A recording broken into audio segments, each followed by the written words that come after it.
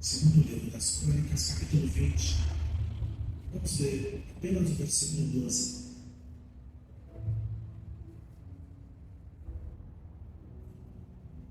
Versículo 12.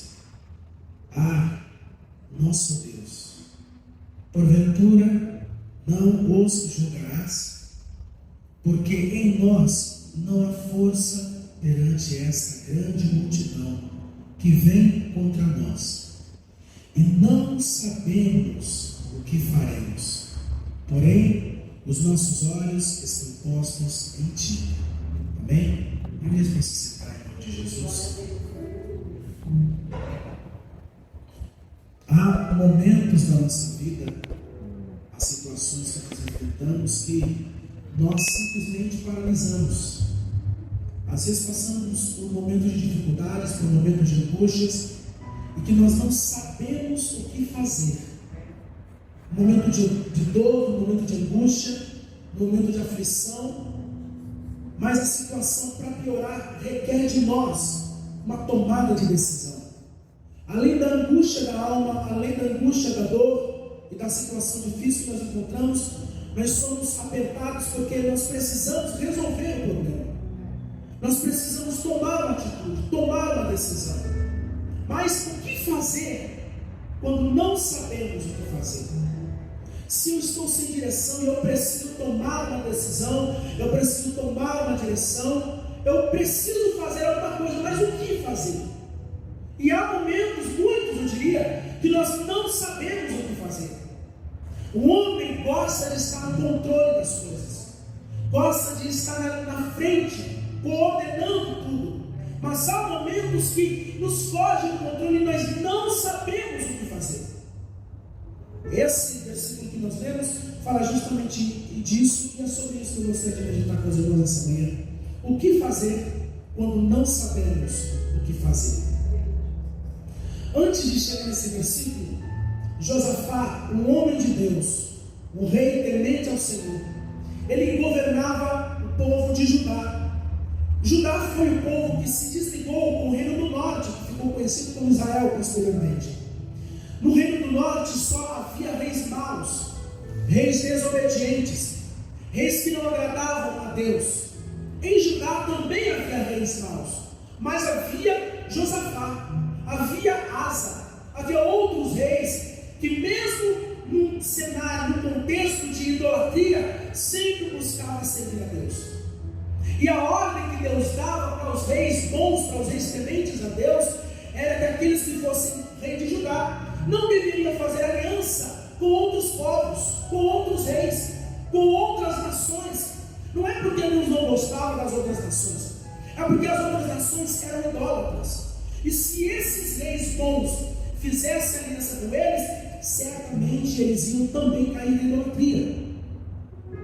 Mas chega um momento, capítulo 18 desse livro, um desses reis maus, desobediente, Acabe, você conhece a história dele.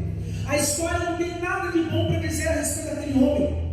Ele procura Josafá e propõe uma aliança, propõe um acordo, porque Acabe queria lutar contra o reino de Samaria, contra o povo de Samaria. E ele estava sozinho e precisava da ajuda de alguém, precisava do apoio de alguém. E ele sabia que Judá era homem temente a Deus.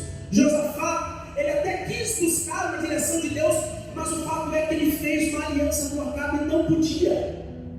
Ele não deveria ter feito uma aliança com o rei mau.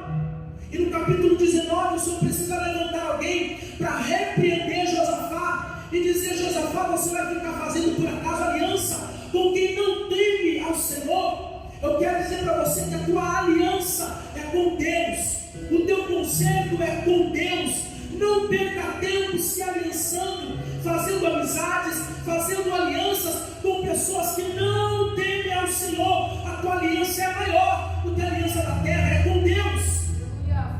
Deus precisou chamar a atenção de Josafá e disse para ele: você vai ficar fazendo aliança com quem não me teme. E depois dessas coisas, nós vemos no capítulo 20, a Bíblia diz que levanta-se um povo, uma grande multidão, para lutar contra Josafá e contra o seu exército. Era que era o povo de Moabe, era o povo além das fronteiras de Seir, das montanhas de Seir. Esse povo todo se juntou para lutar contra Josafá. E a Bíblia fala que ele temeu, no versículo 3 desse capítulo. Quando ele viu aquela grande multidão, ele teve medo, porque ele foi avisado: tem um grande exército vindo contra você. Um grande povo, uma grande multidão está vindo para lutar com você. Israel, Judá, era pequenininha, não tinha a menor chance. Nesse momento, Josafá se viu sem saída. Eram 4 contra 1. Era uma grande multidão contra um pequeno exército. E o que é que ele poderia fazer? Ele estava com medo. Mas a primeira coisa que ele fez, e é o que nós devemos fazer quando não sabemos o que fazer, ele buscou ao Senhor. A primeira coisa que você precisa fazer quando você não sabe o que fazer é buscar ao Senhor. Ele viu aquela grande multidão, mas ao invés de se lamentar, ao invés de murmurar, ele recorreu para aquele que poderia ajudar. Ele disse que ele foi procurar socorro para Deus. Ele foi buscar o auxílio de Deus.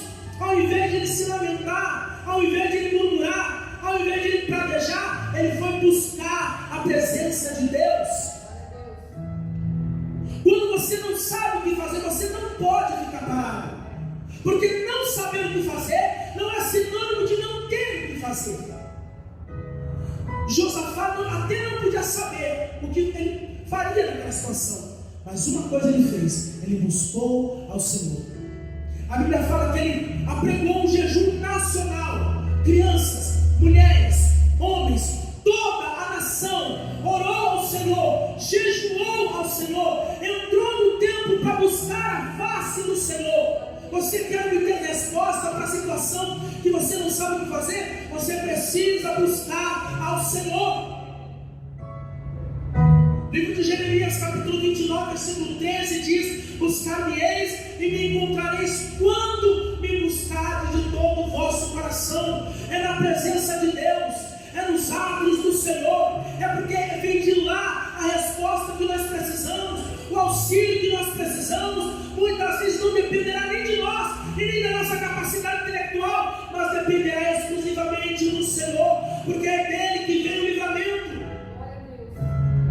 Quando nós invocamos o nome do Senhor, quando nós buscamos ao Senhor, nós o encontramos. Ele só não se deixa ser achado por aquele que não busca. E a gente pensa que quando falamos sobre busca, sobre buscar, é como se algo estivesse perdido, como se algo estivesse escondido, como se algo estivesse inacessível. Mas como o Senhor nos orienta, buscar ao Senhor não é porque ele está escondido, é porque para ser achado precisa de um nível a mais de intimidade e de renúncia. Eu não consigo ter a presença de Deus apenas com a minha intimidade superficial. Eu não consigo encontrar e ter intimidade com o Senhor quando eu estou mais envolvido com as minhas coisas, com os meus projetos, do que com os projetos de Deus. No livro do profeta Ezequiel, no capítulo 47, a Bíblia diz que Ezequiel viu uma água correndo que saía debaixo do altar. E a Bíblia diz que ele se aproximou daquela água. E a Bíblia fala que as águas, quando ele entrou, quando ele começou a entrar naquelas águas, batia no tornozelo. E a Bíblia fala que ele foi caminhando um pouco mais à frente e de repente a água começou a bater no seu joelho. E depois bateu na sua cintura. E foi andando e chegou um momento que não era possível andar naquela água se não fosse nadando. E aquele rio representava o rio da presença de Deus. Quanto mais fundo eu vou, mais fundo eu alcanço a misericórdia do Senhor, mais intimidade eu encontro com o Senhor. Você não pode, eu não posso me contentar em ter os meus tornozelos sendo submergidos, quando eu posso mergulhar na presença de Deus. Há um rio que flui, que sai da cidade de Deus, e eu preciso mergulhar, porque as águas profundas não estão no raso, as águas profundas não estão na superfície. As águas profundas não estão no beiral, está na profundidade. E quando eu me aprofundo na busca, na intercessão, na oração, mais eu encontro ao Senhor. O Tiago escreve no seu capítulo 4, versículo 8, dizendo: chegai-vos a mim, e eu chegarei a vós outros. O quanto Deus se manifesta é apenas resposta do quanto eu busco ao Senhor. Se Ele se revela pouco para mim, não é porque Ele é pouco, sou eu que estou buscando pouco. Mas se há um rio, se há uma profundidade, Ele tem me chamado a atenção, buscar ao Senhor. Nos momentos incertos, quando não sabemos o que fazer, o que eu preciso fazer em primeiro lugar é buscar o Senhor. Não perder as estribeiras, não se desesperar, não levar pela situação que você enfrenta, mas buscar o Senhor. E nessa busca você vai apresentar ao Senhor o que você está precisando, o que você está passando. Porque muitos no momento de dificuldade servem a Deus, sabem que tem um Deus poderoso, mas ao invés de recorrer à presença do Senhor, ao invés de descer na oração, ao invés de descer na consagração, ele reclama, murmura, não terá resposta. Não tem resposta para aquele que não busca. E Josafá buscou o Senhor, mesmo desesperado, mesmo com medo, mesmo angustiado. Ele pregou um jejum nacional, a nação inteira foi influenciada pelo exemplo daquele homem de Deus. Mesmo temeroso, você está com medo, você está angustiado, a tua alma aperta, mesmo assim, busque ao Senhor. Mesmo com medo, mesmo no momento de aflição, mesmo que você pense que essa situação não tem saída, busque ao Senhor. Aleluia. Nessa busca, ele apresentou para o Senhor tudo o que estava acontecendo. Ele falou com Deus, oração é falar com Deus. E na oração, ele lembrou-se das coisas que Deus fez. A segunda coisa que nós devemos fazer, quando não sabemos o que fazer, é lembrar do que Deus já fez. Na sua oração, Josafá começou a trazer à memória todos os livramentos que Deus deu para Israel. Quantos milagres o Senhor realizou para Israel? Quantas vezes o Senhor deu escape para Israel? Ele começou a trazer à memória aquilo que Israel já tinha experimentado de vida, porque a lembrança é construída com experiência de vida. Só lembra de alguma coisa quem passou por alguma coisa. E ele traz a memória, ele trouxe a memória, assim como escreveu Jeremias em Lamentações. Eu quero trazer a memória, eu quero lembrar daquilo que me traz, daquilo que me dá esperança. Eu não vou emprestar os meus pensamentos para maus pensamentos, pelo contrário, eu não deixarei meu pensamento ser dominado pelas angústias e pela situação que eu enfrento. Eu vou lembrar do que Deus já fez. Eu vou memorar aquilo que eu já experimentei na presença de Deus. E todas as vezes, trazendo a memória que eu passei por uma luta, por uma situação difícil, quando eu começo a lembrar, eu começo a ser grato, eu começo a agradecer a Deus, porque eu vou entender que todas as lutas que eu passei não me mataram. As lutas que nós enfrentamos não nos matou. Prova disso que nós estamos aqui. Nós precisamos lembrar daquilo que o Senhor fez. Mais do que lembrar do Senhor, é não esquecer do Senhor. Porque lembrar e esquecer são duas coisas diferentes. Lembrar é quando em algum momento eu me esqueço, fugiu da minha memória. Algum tempo passado aconteceu uma coisa, aí agora eu vou lembrar. Mas não esquecer é jamais sair da memória, é jamais sair do pensamento. O que me motiva a prosseguir é eu lembrar que Deus já me deu tantos livramentos que eu não poderia enumerar. É lembrar as extraordinárias bênçãos, extraordinários livramentos que o Senhor me deu. Eu só estou aqui hoje porque eu me lembro de onde o Senhor me tirou. Eu me lembro do que eu já vivi na presença de Deus. Quando o Senhor aconselha a igreja de Éfeso, em Apocalipse capítulo 2, versículo 5, Jesus disse para a igreja: lembra-te de onde caíste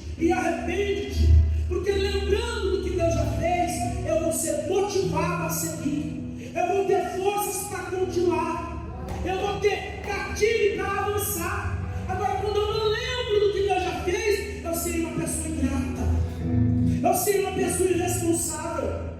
Eu serei uma pessoa murmuradora. Somente quem lembra do que Deus já fez consegue ser grato, consegue adorar o Senhor, consegue agradecer o nome do Senhor. Lembra quantos livramentos o Senhor já te deu. Lembra quantas orações você já fez. Quantos momentos de angústia você já viveu. Te matou? Pelo contrário, serviu para te amadurecer. E hoje você tem com o que avançar. Porque você se lembra. Você não se esqueceu do que Deus fez. Você não se esqueceu da promessa que Deus lançou. Você confiou na promessa de Deus. Aquele que lembra de Deus. Assim como Josafá. Ele começou a lembrar do que Deus fez. Mas ele não só lembrou do que Deus fez. Ele se lembrou daquele povo que estava vindo contra ele. Porque quem eram aqueles povos? Eram os amonitas e os moabitas. Sabe quem que eram esses povos? Esses povos eram os mesmos que Moisés poupou antes de entrar em Canaã. Porque a história de Israel, nós sabemos que eles não vão começar a conquistar Canaã com Jericó e Josué. A conquista começa antes, com Moisés. E Moisés já lidera o povo para conquistar algumas terras. Uma das terras era a região de Bazã. Mas antes de chegar em Bazã, eles saíram da região sul do deserto do Sinai e foram caminhando em direção a Canaã no norte. Só que antes de chegar lá em Canaã, eles precisavam passar por Moabe e por Amon. E Deus disse para Moisés: vocês vão passar no território de Moabe, vocês vão passar no território de Amon, mas vocês não vão lutar contra eles. Vocês vão poupar aquele povo. Vocês vão ter misericórdia daquele povo. Por que Deus falou para Moisés poupar aquele povo? Porque esses dois eram parentes próximos de Israel. Os dois eram filhos de Ló. Lembra Ló? Que teve os seus filhos com as suas filhas? Esse Ló era sobrinho de Abraão. E por conta da promessa que Deus tinha a Abraão, Ló foi alcançado. E mesmo que os teus filhos tenham sido concebidos de forma irresponsável, mas os filhos deles também eram alcançados pela mesma promessa de Abraão. Então os moabitas e os amonitas eram descendentes diretos de Ló, sobrinho de Abraão. Então quando Deus disse para Abraão: poupe aquele povo, vocês não vão conquistar aquela terra, eu tenho terra para dar para vocês, tenho território para dar para vocês, mas os moabitas vocês vão poupar, os amonitas vocês não vão lutar contra eles, deixa eles na terra deles, porque foi eu que dei a terra para eles. E eles obedeceram e pouparam aquele povo. Eles não lutaram contra eles, pelo contrário, né? Eles tentaram passar por aquele território e eles é que vieram contra Israel. Nós lemos esse relato no livro de Deuteronômio, nos primeiros capítulos. Então Moisés poupou Israel. Agora chega no capítulo 20, esse mesmo povo que foi há 300 anos atrás poupado por Israel, agora se volta contra Israel. Isso é o cúmulo da infidelidade. Isso é o cúmulo da ingratidão. E nós precisamos lidar com esse tipo de situação também. Quantas pessoas que nós dispomos a ajudar, dispomos a aconselhar, a buscar a Deus pela vida dela, a ajudar de todas as maneiras possíveis, tudo, de repente, essa pessoa se vira contra você, assim como esse povo fez. Porque esse povo foi poupado lá atrás. Esse povo alcançou misericórdia lá atrás. Mas eles não se lembraram como estava lembrando Josafá. Eles se esqueceram dos livramentos. Eles se esqueceram que foram poupados. E esse povo, porque esqueceu, porque não se lembrou, eles terão um fim trágico. Porque esse é o fim daqueles que não se lembram do que Deus já fez. Então, se eu quiser ter uma vida abençoada, não digo apenas aqui nesta vida, mas até na futura, eu preciso me lembrar. Porque este povo não se lembrou, e o fim deles foi terrível. O fim deles foi tenebroso, o fim deles foi triste. Josafá se lembrou dos livramentos do Senhor. Lembrar as coisas que Deus já fez nos dará confiança necessária para obter direção. Se você não sabe o que fazer, lembra de quantas orações Deus já respondeu. Não vai ser diferente agora. Ele vai fazer um milagre também. você será iluminado, você terá a direção necessária de Deus.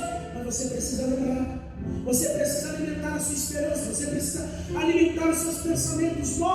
Eu preciso alimentar a minha esperança, os meus pensamentos naquilo que o Senhor já fez na minha vida.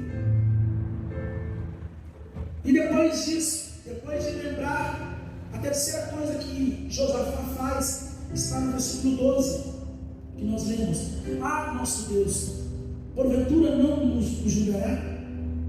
Porque em nós não há força perante esta grande multidão.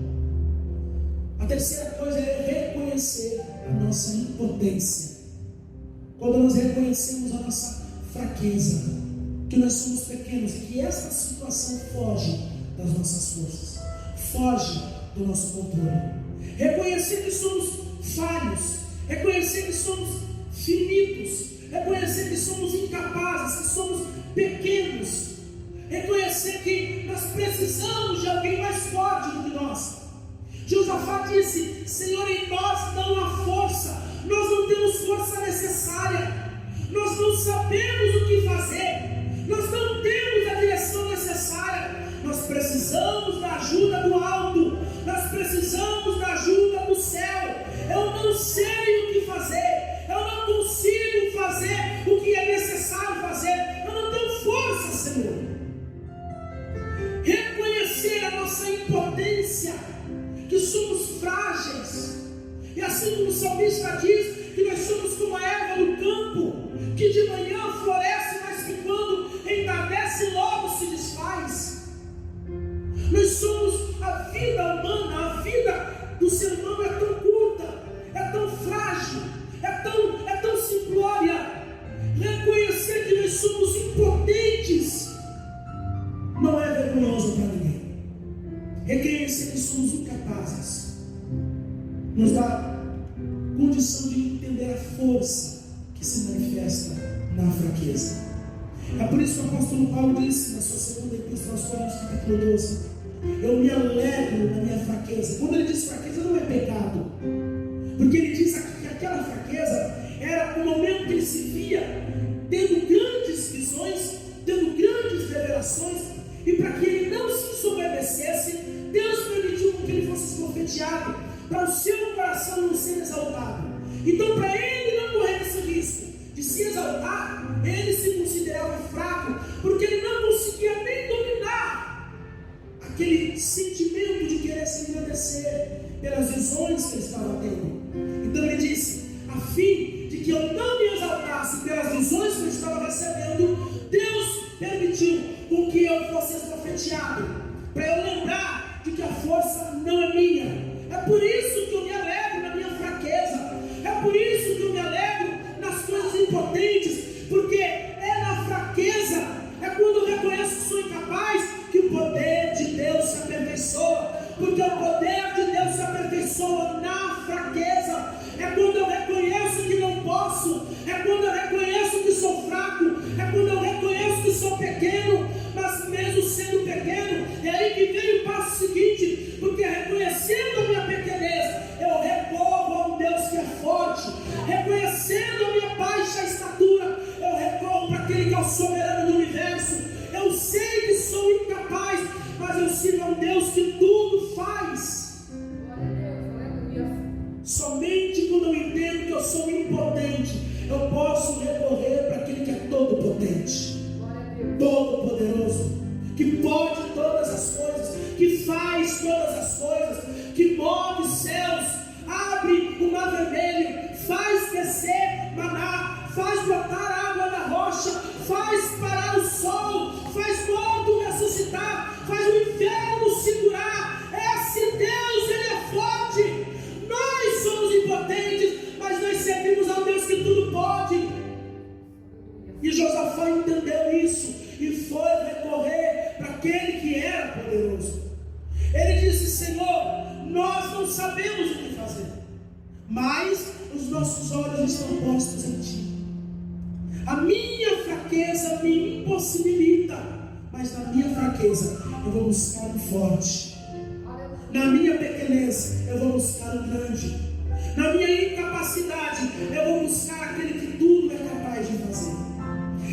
disse: eu sou fraco, mas mesmo na fraqueza, os meus olhos estão postos em Ti, a minha confiança está posta em Ti. Eu quero confiar no Senhor, mesmo fraco, mesmo na fraqueza, mesmo fraquinho. Busque ao Senhor, lembre-se do Senhor, reconheça a tua incapacidade, porque só assim a grandeza de Deus se manifestará.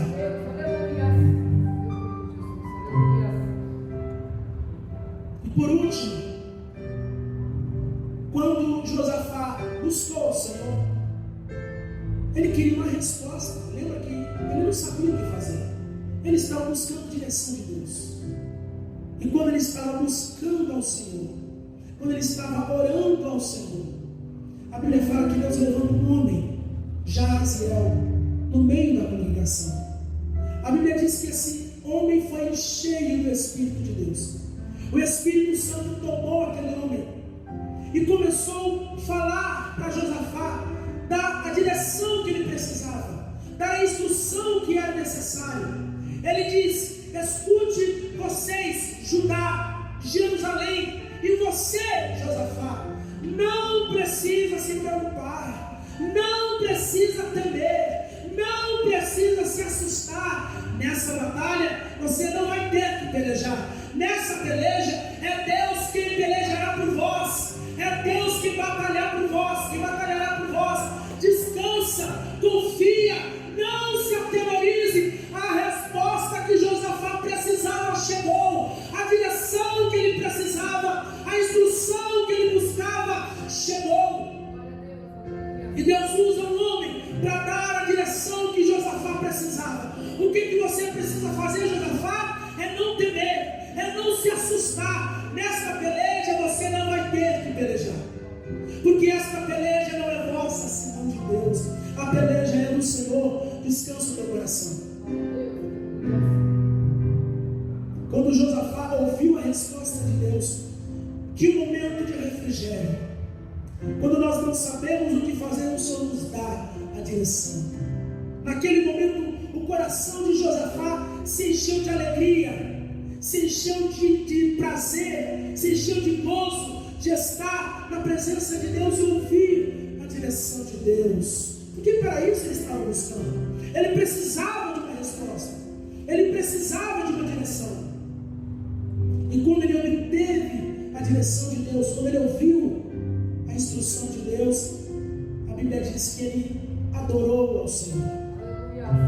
Ele reuniu os músicos, reuniu os levitas, reuniu quem tocava harpas.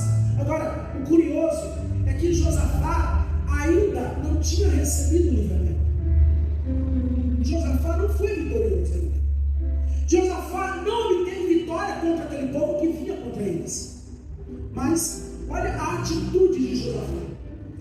Ele adorou ao Senhor antes de receber o livramento. Antes de Deus dar vitória para Josafá, Josafá já adorou ao Senhor.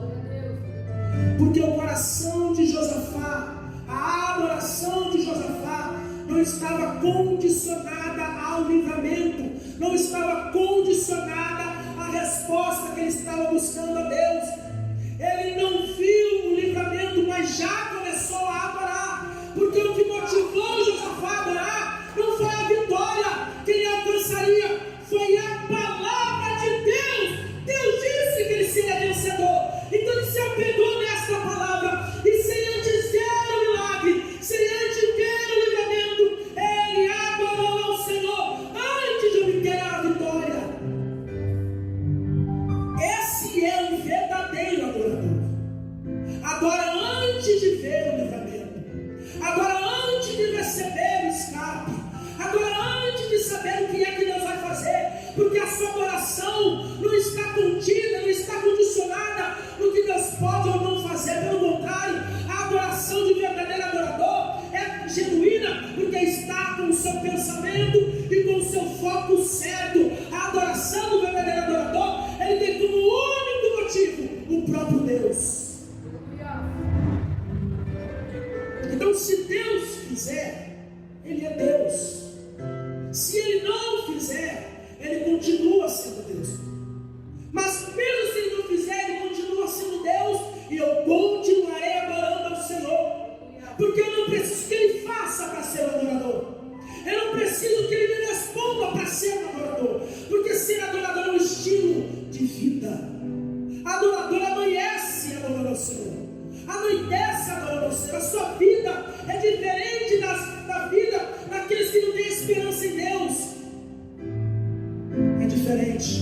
ele adorou ao Senhor. A Bíblia fala que ele se prostrou com o seu rosto em terra e começou a agradecer a Deus, e chamou os músicos, e chamou os levitas, e trouxe a Arca da Aliança, e foi um culto de adoração, foi um culto de agradecimento. Mas agradecer o quê? Se a vitória ainda não tinha chegado, Josafá. Eu não preciso que a vitória chegue, eu confio no que me falou, eu confio na resposta que ele me deu. Eu não preciso ver para quê? Eu creio para poder ver. 2 Coríntios capítulo 5, versículo 7, o apóstolo Paulo diz: porque nós não andamos por vista, nós andamos pela fé. Nós andamos por aquilo que cremos. Nós não somos motivados pelos nossos olhos físicos, não somos orientados pelos nossos olhos carnais. Nós somos orientados, motivados, impulsionados, dirigidos, guiados pela fé em Deus. É o Deus que tudo pode fazer. Josafá adorou ao Senhor antes de obter o livramento, antes de receber a vitória. Ele já começou a adorar ao Senhor. E olha, leia comigo o versículo 22 que diz: e quando começaram a cantar e a dar louvores, ele estava cantando e dando louvores a Deus sem ter a vitória, sem ter o livramento, sem ter o escape. Deus prometeu que ia livrar, mas a vitória ainda não tinha chegado. Mas ainda assim, eles começaram a cantar e a dar louvores. E olha agora: o Senhor pôs emboscadas contra os filhos de Amon e de Moabe e os da montanhas de Seir, que vieram contra Josafá e foram desbaratados. Enquanto eles cantavam, enquanto eles adoravam, enquanto eles louvavam, Deus, o próprio Deus, defendeu Josafá. O próprio Deus se colocou na peleja. O próprio Deus foi o vitorioso do exército de Judá. Enquanto eles louvavam, Deus fez uma emboscada. Deus fez uma armadilha para o povo inimigo. E esse povo, se os irmãos continuarem lendo o relato, eles começaram a se matar um contra o outro. Era a espada de um exército inimigo, de Moabe, contra os amonitas. Eles começaram a se degladiar, começaram a se matar, começaram a desembainhar a sua espada e tirar a vida um do outro. Depois que eles acabaram de adorar o Senhor, eles foram lá para ver o desafio que tinha sido lançado. Quando eles chegam lá, a vitória já estava garantida. Eles chegaram lá e olharam cadáveres por todos os lados. Eles olharam corpos espalhados por todo aquele arraial. Todo aquele povo estava caído. Todo aquele povo, o exército inimigo de Josafá, de Judá, estavam caídos, estavam mortos. Deus pelejou por Josafá. Deus pelejou por Judá.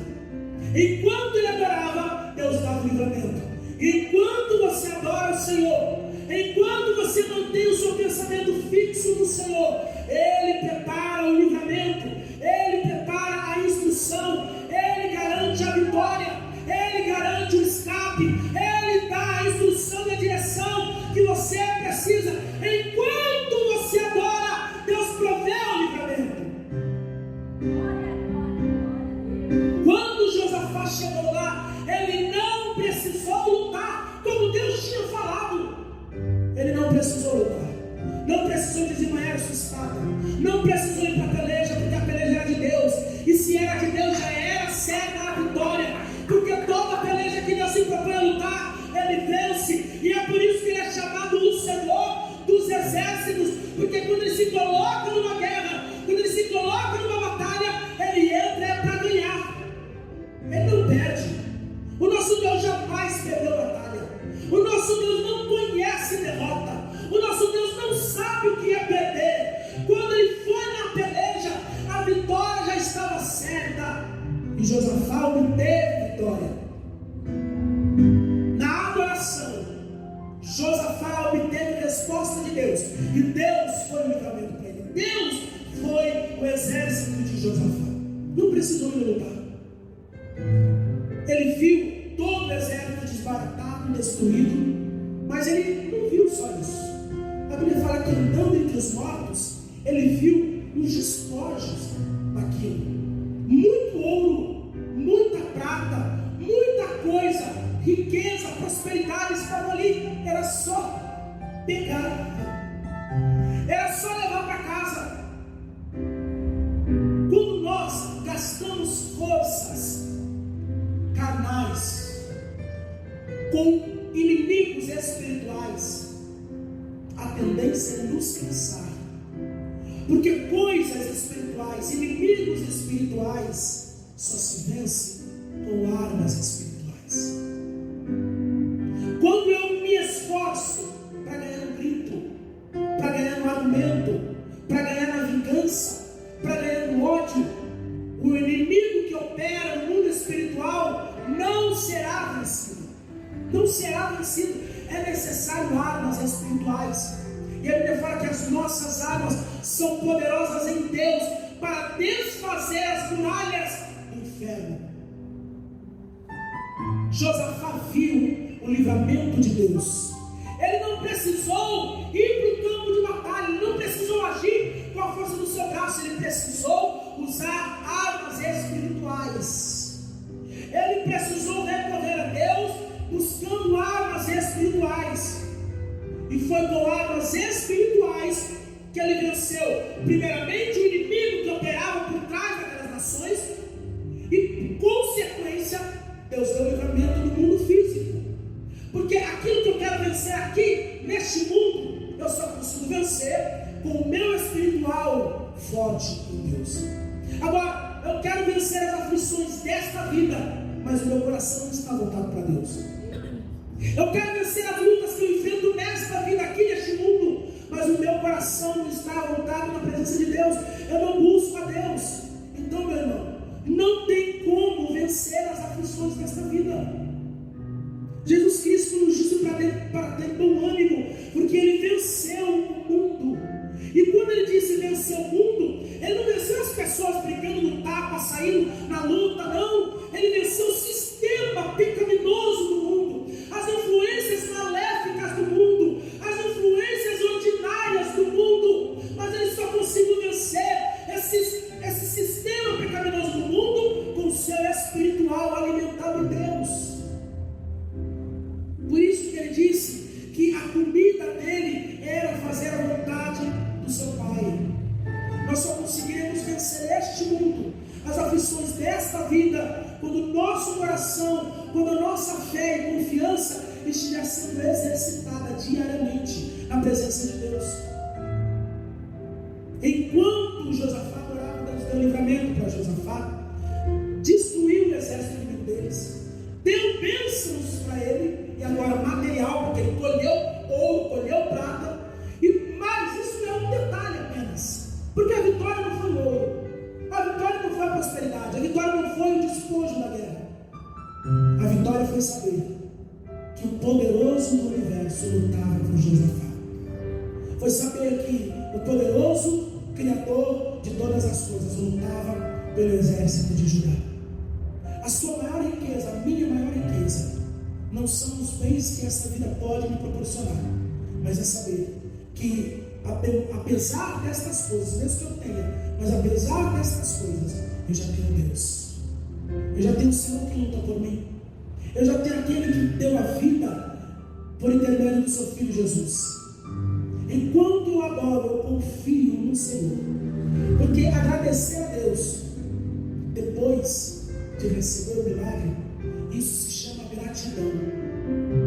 Mas agradecer e adorar antes, como fez Josafá, isso não é gratidão, isso é fé. Isso é fé. O que nós precisamos fazer nos momentos que não sabemos o que fazer? Primeiramente, buscar o Senhor. Em segundo lugar, lembrar do que o Senhor fez. Em terceiro lugar, reconhecer a nossa impotência. E em quarto e último lugar, adorar a Deus, mesmo sem ver, mesmo sem ver a saída. Enquanto nós adorarmos, o livramento chegará. Enquanto você está aqui buscando a presença de Deus, o livramento está chegando na tua casa, o livramento está chegando no teu lar, Enquanto você busca a presença de Deus aqui, o milagre está chegando no teu trabalho, o milagre está chegando nas tuas finanças, o milagre está chegando no teu casamento. Enquanto você adora e busca a face do Senhor aqui, o livramento está chegando para o teu filho, o livramento está chegando para a tua família. Enquanto nós adoramos, Deus nos concede livramentos.